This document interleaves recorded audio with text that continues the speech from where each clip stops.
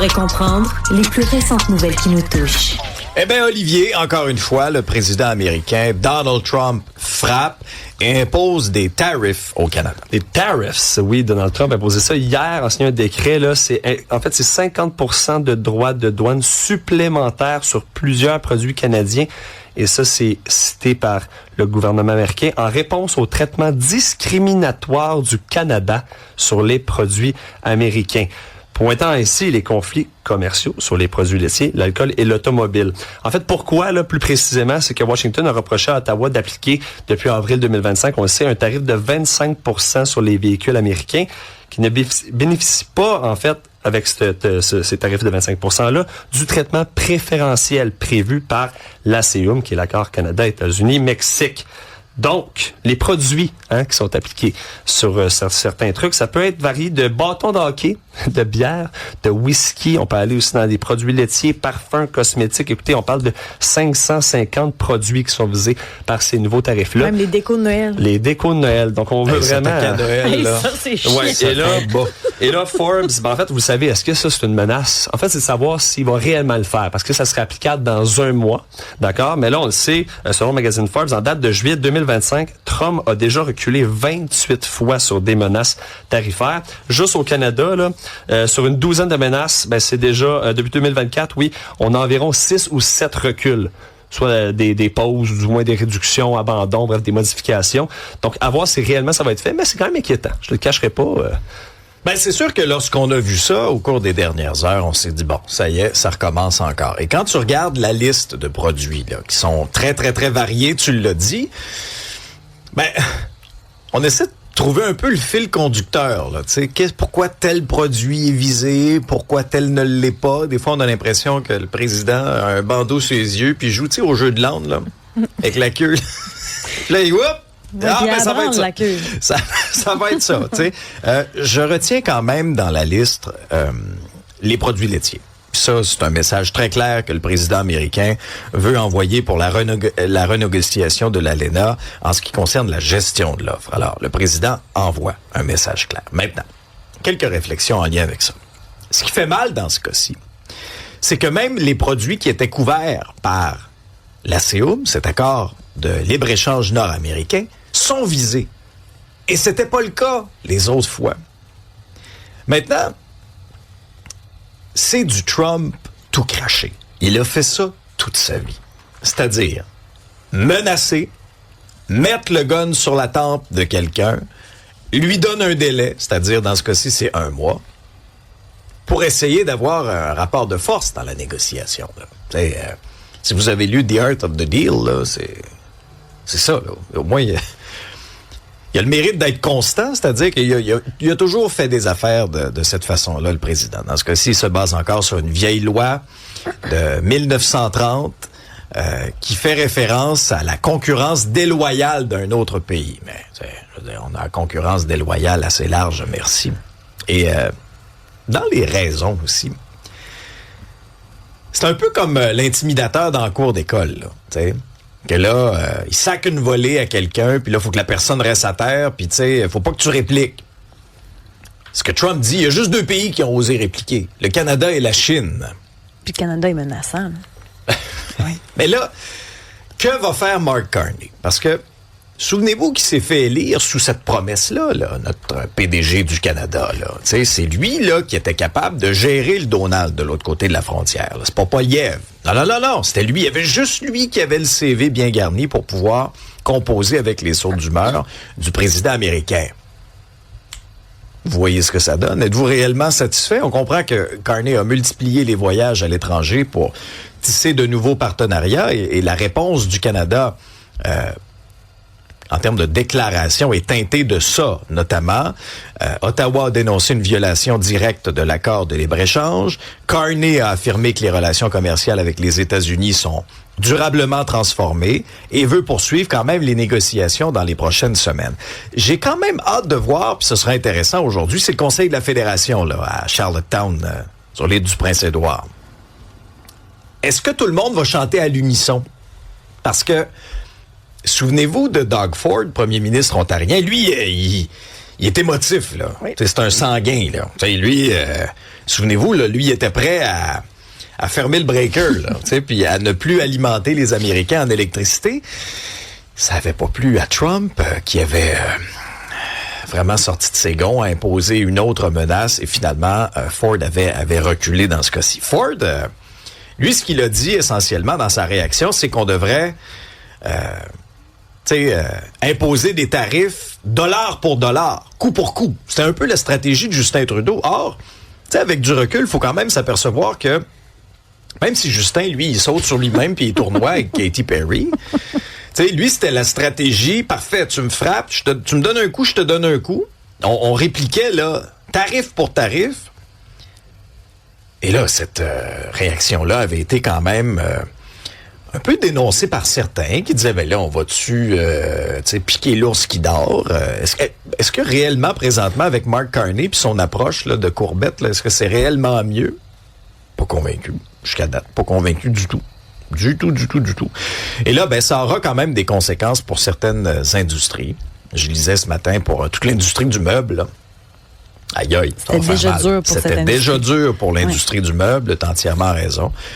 Quel impact aura cette nouvelle salve de tarifs? Mais est-ce qu'on doit le prendre au sérieux ou c'est juste une stratégie de peur? Ben, il a reculé plein de fois. Est-ce qu'on est encore face à un taco Trump? Trump always chicken out. Puis si vous tapez ça sur votre moteur de recherche ou sur vos réseaux sociaux, vous allez trouver des montages assez savoureux. Merci. Qui doit pas faire l'affaire du principal intéressé, hein? Je pense pas nécessairement. Pendant ce temps-là, ben, c'est toujours extrêmement tendu au Moyen-Orient. Il y a eu une 10e nuit de frappe là, en Iran. Ça se répercute, Olivier, sur le prix du baril de pétrole et à la pompe aussi chez nous, même si on est à des milliers de kilomètres. Ouais, puis tu sais, la semaine dernière, c'était autour de 1,80 le litre, puis c'était à peu près 1,75 quelques jours avant. Donc, il y a une légère augmentation, mais là, ce matin, on frôle les 2 $ dans certaines régions, entre autres à Repentigny, où un père de famille, là, je lisais un article, là, il disait juste depuis la semaine dernière, un plein était 15 $ d'essence de plus, en fait. Directement lorsqu'il a fait son plein, oui, à la pompe. Et ça fera tout le temps les 1,95 un peu partout sur la carte de la régie. D'ailleurs, je l'ai mis, si Jean-François, tu peux l'afficher, là. Peu importe où ce qu'on va présentement, surtout ici, par exemple, dans le coin de Montréal, mais aussi dans la grande région de Montréal, 1,95 à la grandeur, c'est 15 sous à peu près de plus que la semaine dernière. Et ça, juste pour vous dire, des fois, on peut se consoler en se comparant, parce qu'aux États-Unis, je tiens à vous mentionner que c'est 4 $ US le gallon, soit 3,78 $ le litre actuellement. Donc, c'est des gros bidous. Voilà, puis ça, c'est canadien, le 3,78 $ le litre, juste pour vous mentionner avec la conversion. Et oubliez pas que là, on a une petite pause là, de cette taxe d'assises, mais ça va revenir, là. Fait qu'avec le prix que vous allez voir à la pompe aujourd'hui, Montréal, c'est 100 m'avenant, là, c'était presque 1,96.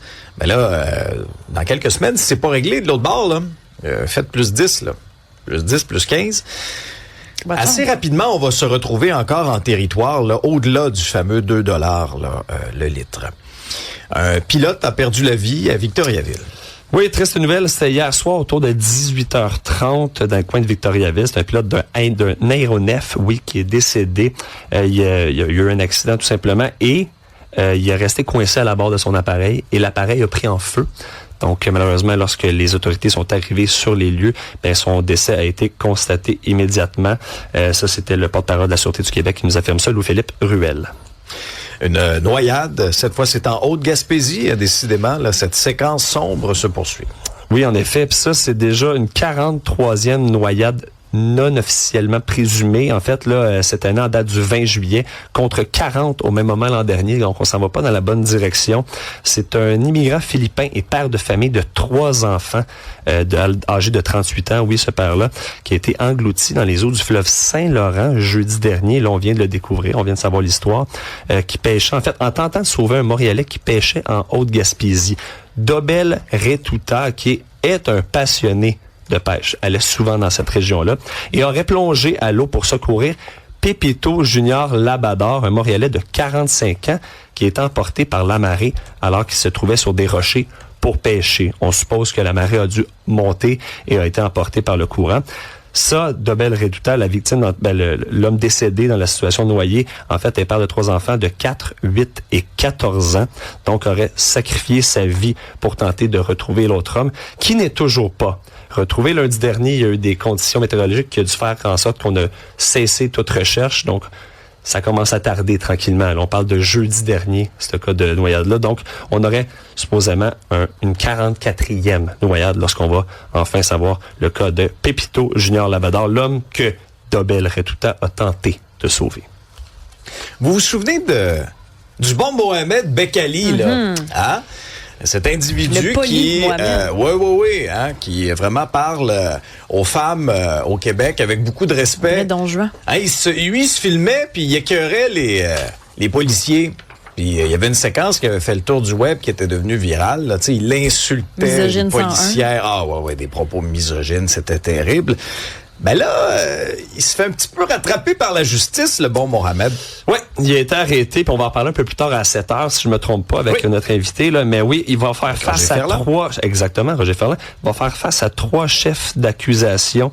Il est accusé d'avoir publié une libelle diffamatoire à l'endroit de 2 policiers et une policière. On se rappelle la policière de la première vidéo qui avait apparu au mois d'août dernier, mais qui est réellement devenue virale l'hiver dernier. Et on avait aussi vu une fameuse vidéo, on va pas les remontrer, ça sert absolument à rien de donner, je pense, l'attention à cet homme-là, mais par rapport aux 2 policiers, là, on va dire l'amas de policiers qui est autour de lui en le traitant, entre autres, de vieux chauves, on va pas aller plus loin que ça. Donc, oui, puis présentement, en fait, ça, c'est fait 3 même, chefs d'accusation, donc libelle diffamatoire, je le répète. Puis ça, c'est passible jusqu'à 2 ans d'emprisonnement pour des propos comme ça. Puis c'est un message clair là, que le SPVM envoie, et la mairesse a encore une fois répété que c'est inacceptable des propos comme ça et qu'on doit réagir. Mais il faut aller plus loin que juste le fait de dire, là, c'est inacceptable, ça n'a pas de sens. En effet. Il y a une disparité dans la loi qui est assez incroyable. C'est-à-dire que quelqu'un, par exemple, à Montréal, qui insulte les policiers, a un langage ordurier, misogyne, quoi que ce soit, peut, en théorie, le faire en toute légalité. Pouvez-vous croire? Alors qu'ailleurs au Québec, dans d'autres villes, c'est pas comme ça du tout. Les policiers peuvent sévir envers ces grossiers personnages qui leur manquent de respect. Alors là, ça a été réclamé par la fraternité des policiers, ça a été décrié par tout le monde, puis nous, on regarde ça de l'extérieur, on se dit, voyons, comment ça se fait que c'est toujours pas le cas à Montréal? En plus, à Montréal, dans la métropole, des coucous, il y en a 2-3 là, à Montréal, tu sais. Alors, j'espère, pour la suite des choses, qu'on va envoyer un message clair à tous ceux et celles, parce que ça, c'est une tendance qu'on voit de plus en plus. Moi, j'en ai vu passer quelques-uns, là, des gens qui se filment comme ça. Il y en a un autre aussi que j'ai vu passer, là, on va dire, franchement, là, en termes de misogynie, là, ça rapporte des clics sur les réseaux. C'en est un exemple assez flagrant aussi, là, tu sais, qui dénigre, en disant, il disait à la policière quelque chose comme t'es juste une femme, t'attends les renforts. Vous voyez le genre de grossiers personnages, des actifs pour la société. Ça c'est des actifs pour la société, là. Alors ces gens-là peuvent insulter les policières québécoises, les femmes québécoises, sans graves conséquences. Là, peut-être que les conséquences s'en viennent. J'ose espérer. Puis, en même temps, les plateformes aussi de réseaux sociaux ont une partie du blâme et de la responsabilité. Le fait de tolérer ce type de contenu-là, haineux, c'est de l'incitation à la haine, là, c'est haineux, là. Le fait de tolérer la présence de ce genre de vidéos-là, pourquoi, dans le fond? Pour des clics. Hein? Pour des clics, là, ces plateformes-là contribuent à la propagation d'idées toxiques, à la propagation de misogynie. Mettez-vous aussi dans les souliers de ces policières-là. C'est humiliant là, de se retrouver comme ça. Et après ça, là, quand tu questionnes ces géants du web, là, c'est jamais de leur faute. T'enfreins jamais les règles, il n'y a pas de problème. Tout pour des clics. C'est quand même... Ça rapporte. Non, mais c'est ça. Mais qu'est-ce que vous voulez? Hein? En 2026, on est dans ce monde-là. Si on le dénonce pas, si on le décrit pas, si on le souligne pas à grands traits quand ça arrive, ben ça va devenir la nouvelle normalité. Puis moi, je veux pas qu'on parle aux Québécoises comme ça ici. Pas vrai. Pas vrai. Moi, je resterai pas silencieux, muet face à ce genre de grossier personnage-là qui s'adresse aux femmes ici de cette façon-là. À un moment donné, il faut tracer une ligne. Scène culturelle, Isabelle, j'ai été un peu étonné lorsque j'ai vu cette manchette-là. Marc Messier, le grand Marc Messier, qui n'aura pas droit non plus à des funérailles nationales, tout comme non plus Michel Côté. Michel Côté. Fait que là, je me questionnais, c'est quoi les critères? Ben c'est ça un peu le problème, c'est qu'il n'y a pas de critères. Donc il y a la fille une des filles de Michel Côté, de Marc Messier, Ouais. Gabrielle, qui a fait une déclaration à nos collègues du journal pour dire que son père est discret, qui avait pas envie d'être exposé comme ça, que sa vie privée était hyper importante, puis c'est le souhait de la famille finalement de ne pas avoir de grandes célébrations de la sorte. Il y aura quand même un registre de condoléances pour ceux et celles qui ont envie de lui rendre hommage pour ses différents rôles dans Brou, Lancer compte, Les Boys, La Petite Vie. Ce sera public dans les prochains jours en ligne. Michel Côté, comme tu l'as dit, n'a pas eu non plus ce genre d'honneur-là, mais on avait placé les drapeaux en berne aussi. Il y avait une espèce de petite chapelle ardente au théâtre du Monument national à l'époque, mais à chaque fois, il n'y a pas de critères. Ce qu'on veut, c'est des personnalités publiques qui ont marqué la société québécoise. C'est assez large, merci. Les dernières, Serge Fiori, Carl Tremblay, Jean-Pierre Ferland, Renan Gélil avait eu droit aussi, Guy Lafleur. Mais oui, parfois, on se demande pourquoi il y a des grands noms comme ça qui ne rayonnent pas. Mais en même temps, hier, ça a été vraiment beau de voir les hommages qui ont été faits au Temple de la renommée de Juste pour rire. Oui, t'étais là d'ailleurs. Oui, c'était pour la petite vie. Puis avant de commencer les hommages, il y avait la gang qui était là. Il y avait Claude Meunier, Diane Lavallée, Bernard Fortin, José Deschênes, Guylaine Tremblay qui étaient sur scène. Marc Labrèche était pas là, mais il a fait une vidéo plus tard. Mais il commence pour rendre hommage à Marc Messier parce que les acteurs se disaient c'est tough d'avoir du fun, puis en même temps, ça fait juste 2 semaines qu'on l'a perdu. Puis en même temps, ils nous ont fait faire une minute de rire.